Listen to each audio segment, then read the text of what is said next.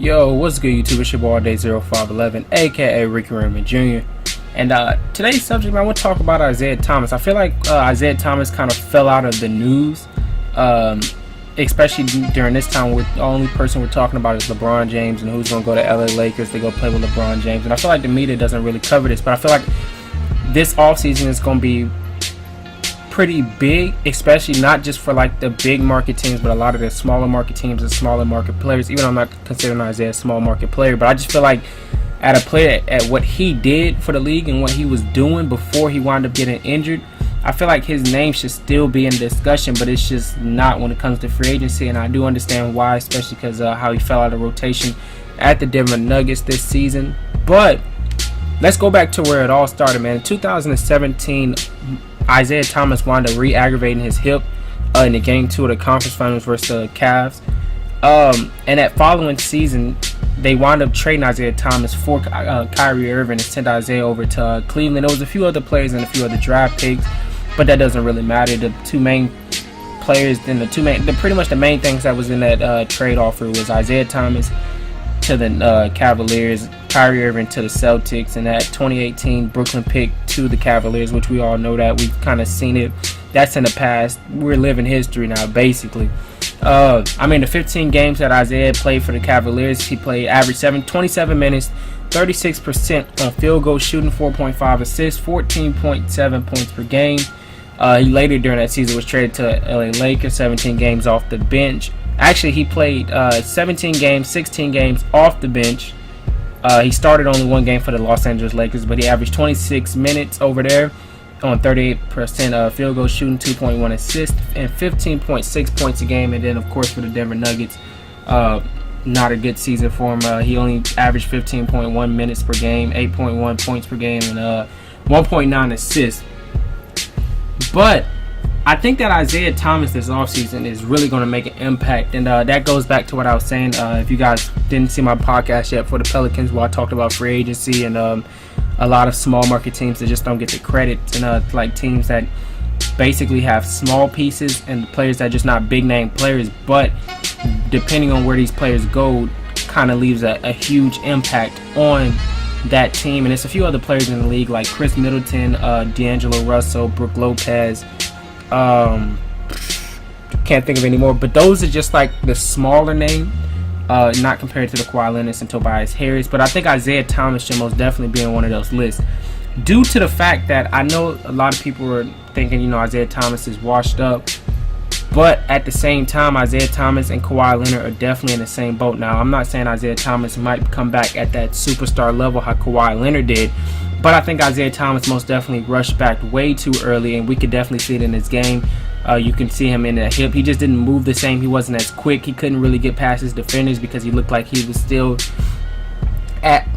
still had that agitated hip, which we still see it in the finals right now with Kawhi Leonard. But Kawhi Leonard's just hooping on a whole nother level. But that's the difference between when you're being 6'8" and 5'9", okay? So here goes some free agency teams that I definitely think that Isaiah Thomas would fit really well with. One of them would be the Bulls.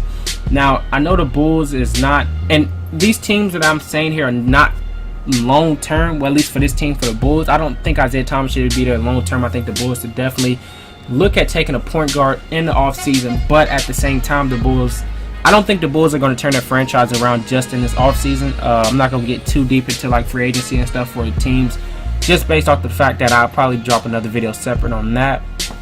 But I think Isaiah Thomas will most definitely fit well with the Bulls, if not fit, but it would help those younger guys like Lauri Markkanen and Wendell Carter prolong their career, taking off some of that strain, especially on the offensive side, because we most definitely know one of the issues that was with the Bulls last year, if you're a Bulls fan, was your defense. Isaiah Thomas will not help that situation, but I definitely think that if Isaiah plays up on a perimeter, forces the guys to drive in, maybe not mid-range, but force it to the paint, I think Wendell Carter could definitely form some type of, just pretty much cause some corruption, cause some corruption inside the paint. Especially as I think Wendell Carter can definitely develop into an elite shot blocker, especially coming off the off season.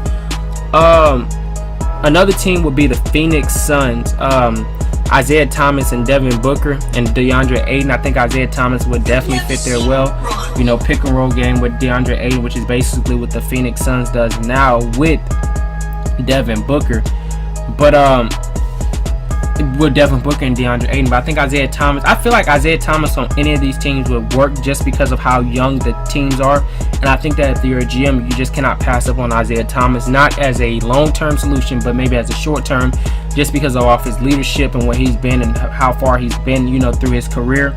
I think that Isaiah Thomas is a guy you want to have around these young guys, especially. That's why I have the Bulls and the Suns in here, because I think you can get them at a budget, maybe $10 million. Like I said, for either team, it wouldn't really hurt that much, just off of the fact that we know that, like, let's be honest, the Bulls and the Phoenix Suns won't turn around their career off of one offseason. Now, I could be wrong, like I said, but I mean, just free agency wise, it's just not an appealing place to go to, just because of especially with the Bulls, because I didn't look at their salary cap, but Otto Porter was a great pickup, but the salary cap was just not it for him. I'm not a big fan of that salary with $25 million, close to $25 million a year. I'm over 4 years. I'm not a fan of that, especially just for a guy that's basically a shooter pretty much. But like I said, I think the Phoenix Suns and the Bulls, I know a lot of people have said that, especially news media reporting that Isaiah Thomas might be coming back to Boston. But I think that if Isaiah comes back to Boston, he would be welcomed in, but it wouldn't be I don't think that they would really give him a true chance. I feel like they'll really just be picking him up so he could almost live his career out. And by that I mean getting ready, you know, retire his career as a Celtic. But I think Isaiah Thomas has a lot more left in the tank, just based off of the fact that when he was healthy, Isaiah Thomas, and during 2014 and 2015 season, 2016 and 2017 season with the Celtics, Isaiah Thomas averaged close to 2,000 points per game at 5'9", shooting around 45%, averaging over those 2 years 45% field goal percentage.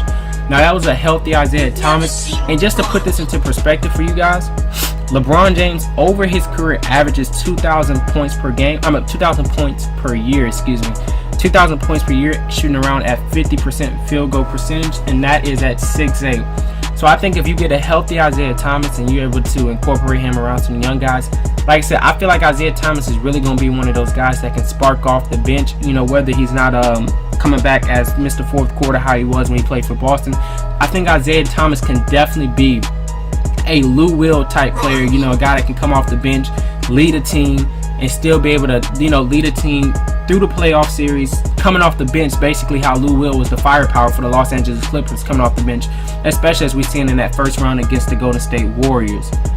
So let me know what you guys think down in the comment section. I'm pretty sure a lot of you guys would have forgot about Isaiah Thomas. Let me know what teams you think that he should go to. Let me know if you agree with the teams that I listed. Like I said, I feel like the Bulls and the Suns has his name written all over it, just because of the offensive schemes, and then also it wouldn't be as much of a wouldn't be that much, what's the word I'm looking for, responsibility type, there wouldn't be so much pressure, because nobody's expecting these teams to basically go to the NBA finals next season, so I think that'd be a great spot for Isaiah Thomas to land at, where he can kind of get healthy and develop his game more. And like I said, if Isaiah Thomas has been able to come back healthy, if you guys peep the stats that I read, he didn't play not close to 80 something. He hadn't even played 80 games over the past 3 seasons, from where he was with Cleveland, to the Lakers, and to the Denver Nuggets.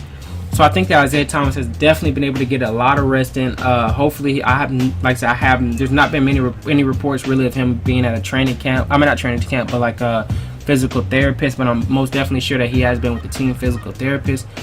So I would love to see Isaiah Thomas come back and dress up and suit up in an NBA uniform somewhere in the offseason. And I would love to see him kind of come back and have that Derrick Rose flair that how Derrick Rose had in Minnesota this past season with the Minnesota Timberwolves, coming off the bench and kind of being that spark power, almost like how Lou Wills. But yeah, let me know what you guys think down in the comment section. I do want to thank you guys so much for the recent support you guys have been showing me. I do a lot of research on all my videos, so when I see the amount of views and the comments that are kind of great feedback, it does help. Like I said, thumbs up also helps, because like I said, I do put a lot of research and effort into these videos, and I pretty much have a journal just filled of facts and stats and everything. So yeah, it's your boy Day 0511, and I'm out.